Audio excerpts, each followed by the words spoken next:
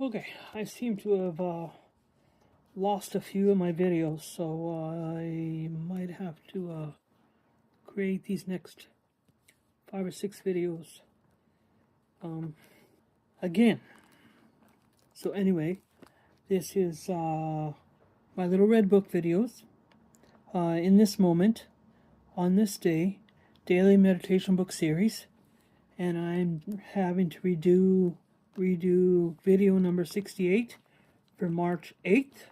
Can't seem to find that video in my book either, so I guess I'm forced to redo it. So hold on a second. September 21st, 2025, Sunday evening, and it's 9:47 p.m. YouTube channel. Sorry for this. Audiobook on this day in this moment. Daily meditation book series. Video number 68. And I'll write the rest later. Okay. So in this moment, I learn the most important thing. I am grateful for today. I am grateful for my life today. When I came into recovery, I am newly separated. I was desperate to find someone who could give me life purpose, someone who could take care of my soulmate. I heard at meetings that recovery meant learning how to take care of me, how to love myself. I didn't have a clue. I never learned that concept. Through working my program, I learned the most important lesson. I am all I need. Today I can say, I like me. I really like me. And I remember doing this video, but I can't find it in my, I can't find it in my list of YouTube videos. Unless I did it and I didn't post it. So anyway, I guess this is me doing this video over again. So this is video number 68 for March 8th. I guess I'll write that down so I can find it later. For March 8th. Okay. Let me see. Okay, so I'm grateful for my life today. When I came to recovery, I'm newly separated. I was desperate to find someone who could give my life purpose, someone I could take care of, my soulmate. I heard at meetings that recovery meant learning how to take care of me, how to love myself. I didn't have a clue. I never learned that concept. Through working my program, I learned the most important lesson. I am all I need. Today I can say, I like me. I really like me. Sorry if I repeated myself. I can totally relate to this video, or this, I just call these affirmations. Unfortunately, you're not going to be able to see me in this video. It's late in the evening. I'm ready for bed. It's 10 to 10 p.m., 9:49 p.m., and currently, I'm ready for bed, so I don't have a shirt on. I'm just getting ready for bed, so, no, I don't sleep naked. I just don't sleep, I just, it gets so hot and muggy in our house. I sleep in an undershirt, so that's all I have on. So, I do remember reading this affirmation, so, after this affirmation is very true. As I'd mentioned in several videos before, my ex-hubby, the one that my girls' dad, had recently left me in April 6th, 2012, and I'm pretty much been alone ever since. So you can do the math. It's now 2025, going on for April 2026. I believe I'll be more or less alone for the last 14 years. It has not been easy. I have probably for the first, oh goodness, probably for the next 8 years after that, I more or less cried myself to sleep. My girls couldn't console me. I was sitting in the bottom of the barrel. When they say you sink so low when you're dealing with a narcissistic person, I can say exactly what I went through. I struggled to climb out of that hole that I was in. I was trauma bonded to him. I was I at the time I can say that I missed. Okay, I can admit it. I missed at the time. I missed the drama.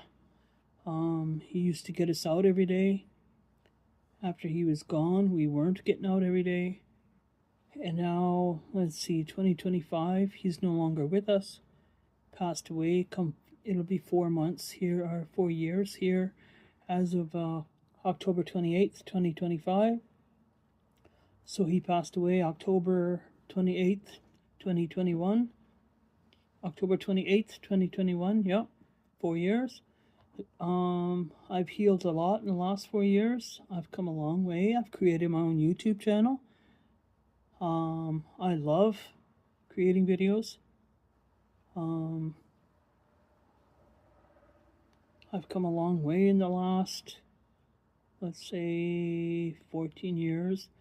Let's see, 2012, 2013, I tried to go to school. He didn't like that. He stopped me from doing that. 2014, I was trying to heal. He didn't like me doing that. Kept telling me not to. He kept trying to control me. I was looking for someone to take his spot. I wanted to, but I didn't want to bring no strangers around my girls.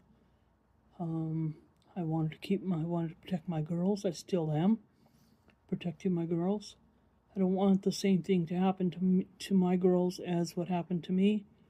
After my dad left, my mom got with this child molester. Oh, shouldn't have said that word. Please, YouTube, don't block me. And my life went downhill from there. That's another video. That my mom, after my mom had a kid with him, the kid was born in July 82. My mom married this man in November 6th, 85. So by that time, he was still abusing me. They were both starting to abuse me. They were abusing both my sisters and I in different ways. My mom was dividing us. She never liked us girls to be together, for us to compare stories. My older sister was 3 years older than me, so she was going through her own shit. And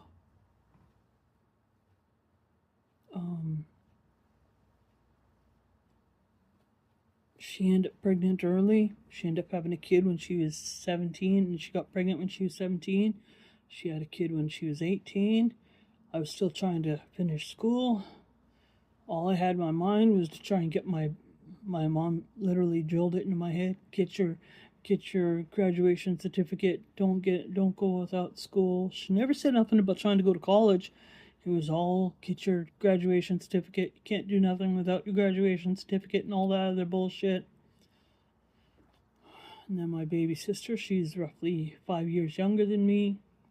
By the time I graduated from school, my baby sister, her too, she was pregnant by the time she was 16, 17 years old. And both my sisters had kids by the time I got out of high school. Both my sisters had problems getting pregnant, staying pregnant. That's another story. If you want to hear the full story, you have to go look back at some of my older videos in my video collection. I share the same story several times in several different videos. But yeah, which brings me to when I was dealing with my abuse. My abuser got into me drinking. Started drinking when I was 11 years old. I don't drink so much anymore. I can't show it to you, but I went to I don't think YouTube will allow me to show you, but about a week or two ago, my older daughter, she doesn't drink at all, but she just wants to like try some alcohols here and there, like liquors, whatever. And her and I, we went to the store, and we bought this little bottle. It looks like a skull, and it has I believe it would be vodka in there. The writing is so small on it. I can't read the writing on it, but has some little black and white sticker on the bottom of the bottle. Bottle looks like a skull, so I'm thinking it's vodka. Take a swallow of water here. And yesterday or last couple days ago, my elder daughter and I, just a minute, my eldest daughter and I, we went for a truck ride, and we went to this dollar store north of town, and I saw this bottle of it didn't have alcohol in it, but it was just like, it was like how do you say, wild berry wine cooler, but non-alcoholic. Bought it in the dollar store for a couple of bucks. And so I had the idea. I had already had this little skull full of 40% vodka here at the house. So, like I said, my daughter wanted to have a drink. And so I bought this wine cooler. And I told her, I said, I can mix it, I said. And so last night, Saturday night, like I said, tonight is Sunday evening. Last night, I made her a mix. And I took about an ounce of the vodka from the little skull, and I took about 2 ounces. We didn't want to have a very big drink, we just wanted to have a taste. We took about 2 ounces of that wild berry wine cooler and put it into a shot glass, and we both took a shot of it, and it wasn't too bad. Tasted pretty good. I showed my daughter, it was 40, that little skull bottle, like I said, it was 40% alcohol. My daughter, as soon as I showed her that, she goes, I'm never touching that again. Anyway, I had a swallow of it.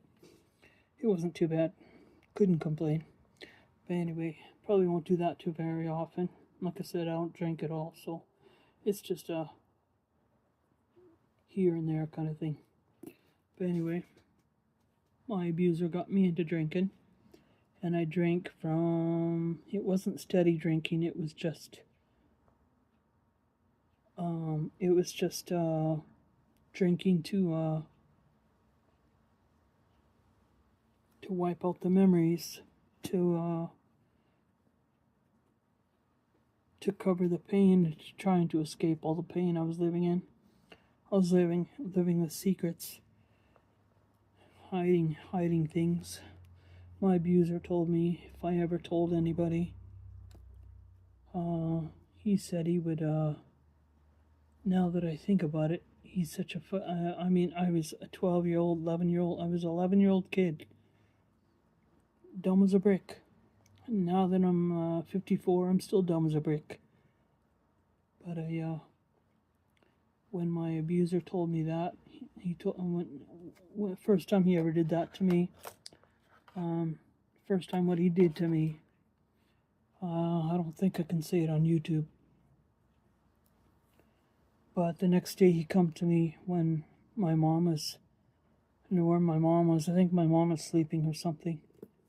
And he told me, he said, if I ever tell anyone, he said, he's going to tell my mother, and he's going to have my mother call social assistance, and my mother will get rid of me and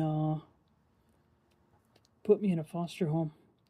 And then he threatened and told me that foster homes are bad places. I mean, you're 11 years old. When you're not informed and your brain's not fully developed, you get scared. I lived in fear for a great many years. My mom and him both said things, both did things for me to live in fear. I don't want my girls to live in fear. I love my girls. And that's why I'm no contact now with my mother. I have not spoken to him in, oh goodness, it's been so long I can't remember the last time I spoke to him. I mean, I haven't even really spoken to him. But when I try and call my mother, if he's at my mother's house, I think the last time I spoke to him was when my girls were small, when they were just hitting their preteens. And my girls are now in their mid-20s. So it's been at least a good 15-20 years since I spoke to him. Anyway, one of my girls are coming up, so I'll be right back. Okay, where was I? Forget where in the hell I was. Oh, he was telling me that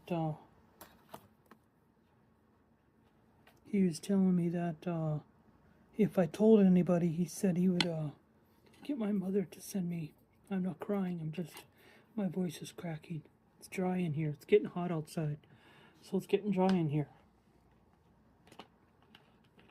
Anyway, he told me my mother would get me taken away and thrown into a foster home. That's what he told me. And like I think about it now and like, what the fuck? It's like his thinking is irrational, and I didn't put two and two together until way many years later. But I even told my mom about what he said, and she didn't want to hear none of it. So that's another reason why I refuse to talk to my mother anymore. Is because she doesn't want to realize, she doesn't want to take into consideration on everything what he'd done. I think because she knows everything that's what she's done to her girls. Maybe not, I don't know. But anyway, I contemplated unaliving myself. I drank every chance I had. I did it behind my mother's back. I did it behind his back. He always told me, oh yeah, you can drink in front of me. You won't get in trouble. I would get into trouble dropping a dish and breaking it. So I didn't trust anybody. I didn't trust my mother.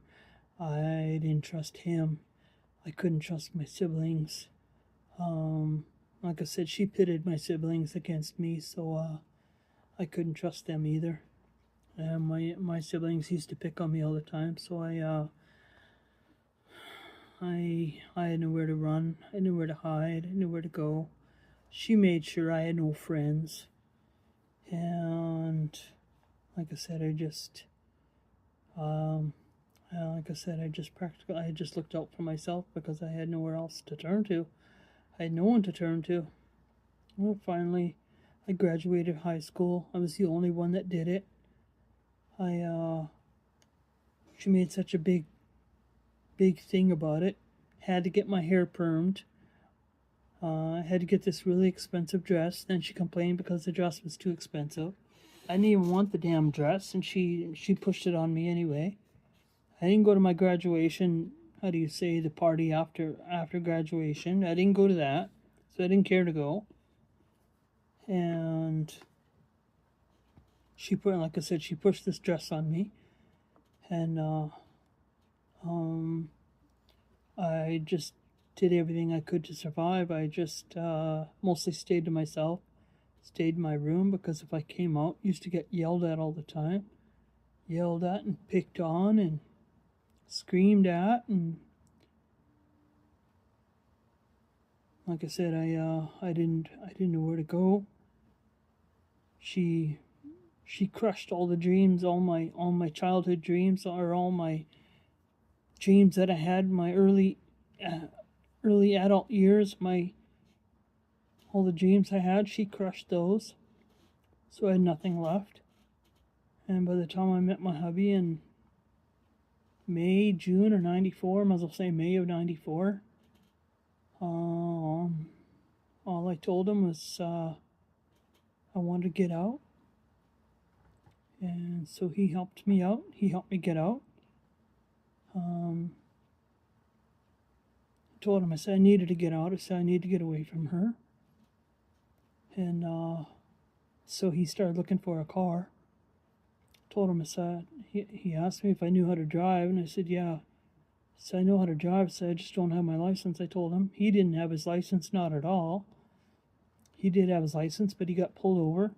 He was trying to go pay for his license, and he got pulled over, so he ended up losing his license for 20 years. By the time he passed away, he still didn't have his license. He didn't want to work for it.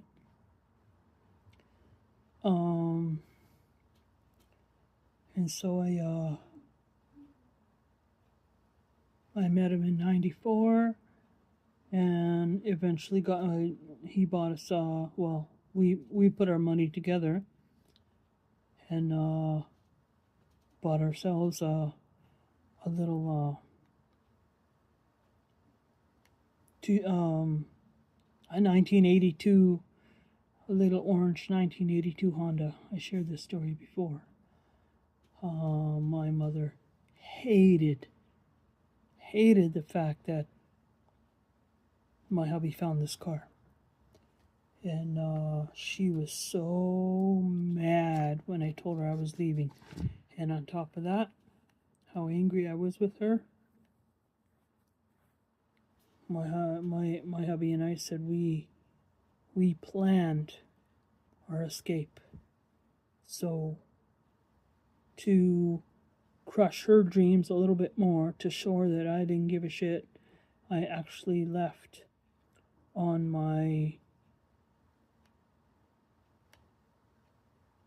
how do you say, on her golden child son's 12th birthday. She was not happy, and I didn't give a shit. I left on his birthday. I didn't want to celebrate. I didn't want to sleep in her house for another night. We jumped in the car. She took every penny of me. I was working at the time. She took every penny of me from me. We had so little money that we left. We had only maybe $40 after we paid for the car and put gas in that car. We had maybe I think $25, $30. She would not let me hang on to any money at all. She had to make sure I spent every dime I had. And so we even had to add oil to that little car because it was leaking oil. The head was no good on it, but it was good enough to get us away from her. And so he said, my hubby said, as long as we put oil in that little car, he said it'll get us to where we're going, he said. So, like I said, we ran out of money. I closed up all my bank accounts.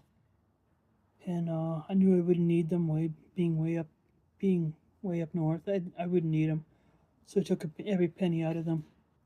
And I used every penny I had, even my savings. She couldn't handle me having money in my savings.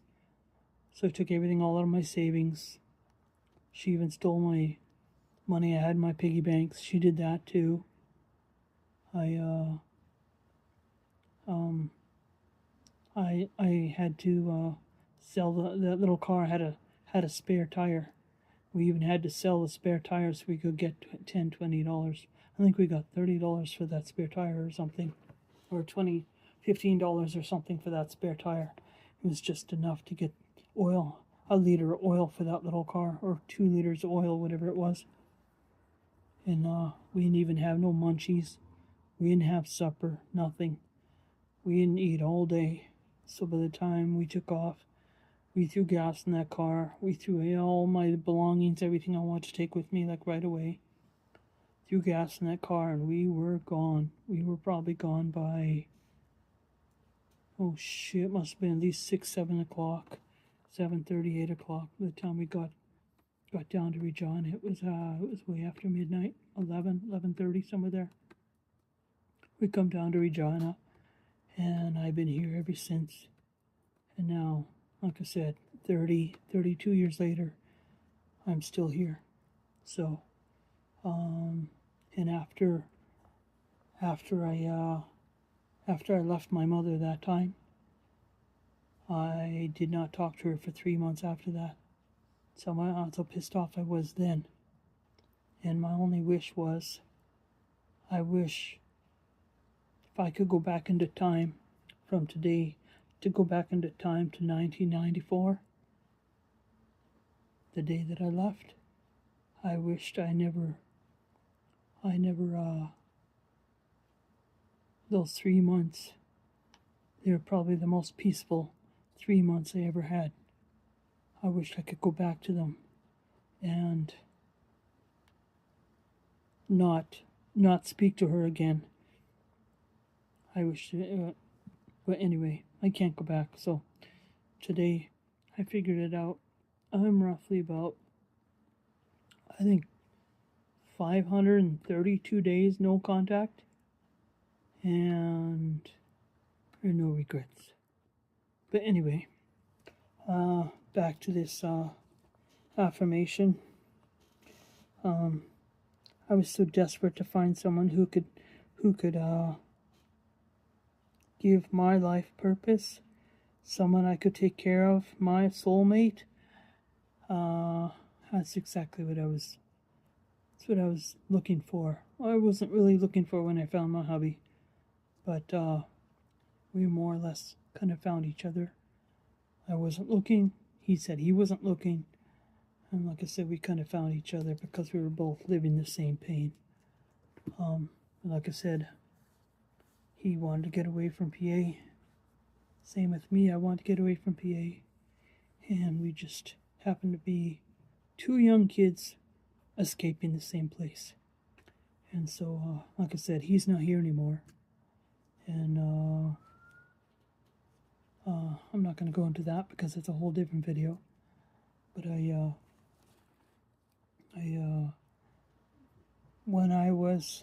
before I found him, I actually told myself, I said I need to start learning to heal. But I didn't know how. I didn't know how to heal. I didn't know who to turn to. I was using alcohol to cover up the pain. I was, I don't think I can say it here, getting into pornography. Excuse me, YouTube, please don't say it. Please don't block me. That's part of my story. You can't block me for telling my truth. But anyway, I used a lot of things to cover my pain. I used to get into so many things. I never got myself into trouble, but I was being naughty. I could tell you stories, but I don't think I can tell them here. I would love to tell them here. But anyway, I was desperately looking for someone. How do you say? I grew up in an era, and maybe if you're Gen X yourself, how do you say kids were to be seen or not heard? Well, how do you say, my mother, I grew up with my mother's family. So my mother, her two sisters, her brother, like I said, I barely saw her brother, my uncle, because he lived in Calgary, and he still lives in Calgary. Like I said, she divided me from all the family. I saw people only on special occasions, Christmas, Easter, summer holidays. And she hated the fact that I was around family. Like I said, she divided me from everyone. And like I said, she drove a stake between me and everyone I knew. everyone I was familiar with. And now I'm no contact with anybody because of her, including her. But anyway, how do you say, the 40s and the 50s thinking, where you have to go to school, you have to go to college, you have to get married, and you have to have a bunch of kids, you have to work till your old age and then die. Well, that's the thinking I grew up with. For a lot of many years, I did not care if I had a boyfriend. I did not care if I was going to have kids. I told this story before. Not that I don't love my children now. I love my children with all my heart. But 30 years ago, 35, let's say 40 years ago, when I was growing up, I saw the damage my mother was doing, and I did not want to hurt my children the same way my mother hurt us girls. And that's why I was so damn set against about having kids. I got pushed into it though, like literally pushed into the pool of being forced to procreate. Yeah, it doesn't sound logical, but my hubby thought, oh, if you have children, you'll grow up. Yeah, having children did not help me grow up. It just forced a bunch of responsibility on my lap. And obviously now, 40 years later, 30 years later, he's not here to help me share that responsibility. All that responsibility got dumped on my lap, and now I'm forced to live with something that I never wanted to have in the first place. But like I said, I see the damage that my mother is doing to us girls, to me and my siblings, and I just did not want to hurt my girls the same way. I can admit, yes, I have. I have hurt my girls in more ways than one. I'm truly very sorry for all the pain that I have caused my girls. I do realize, though, back then when my girls were small, it's a different era then, and I had a lot more contact with my mother. I believe my mother had a lot to do with the way I treated my girls. And now I'm just learning to try and undo all the strings and all the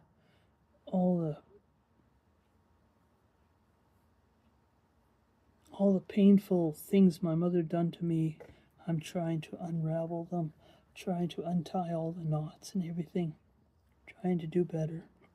I love my girls with all my heart, and if I could go back into the past to fix things, I would. Another reason why I hate my mother is because of all the terrible, horrible things she wanted me to do to my girls. It's another reason why I refuse to speak to my mother again, is because she wanted me to divide my girls the same way she has divided my siblings, me and my siblings. It's because she wanted me to hurt my girls, and I won't stand for that. I won't let her hurt my girls the same way she hurt me and my siblings. But anyway, I'm starting to ramble. But anyway, like I said, I needed to learn to try and take care of myself. I'm still learning. I'm still trying to break habits from many years ago. I still struggle to jump in the shower. I still struggle to feed myself properly. I'm still a junk food junkie. As you can see in some of my videos, I'm still a junk food junkie. I'm not afraid to admit it. I'm not afraid to share it. I think I'll always be a junk food junkie because I can't seem to kick that habit. Yeah, my mother has done some really good damage to me, and I'm still trying to unravel all the knots and the shoestrings that she's tied, but I'm getting there.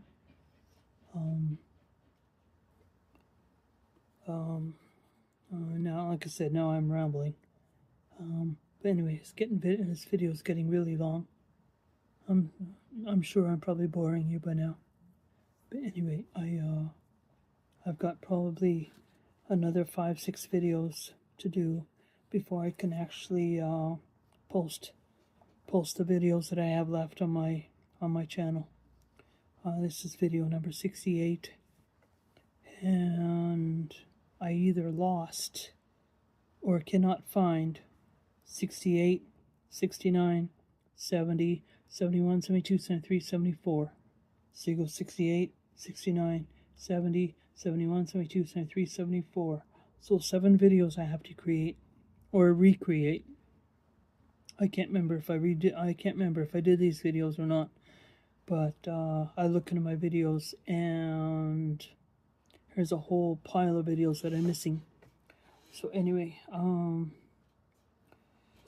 if you got anything out of this video, feel free to share my videos. I don't know, that's the reason why I created them.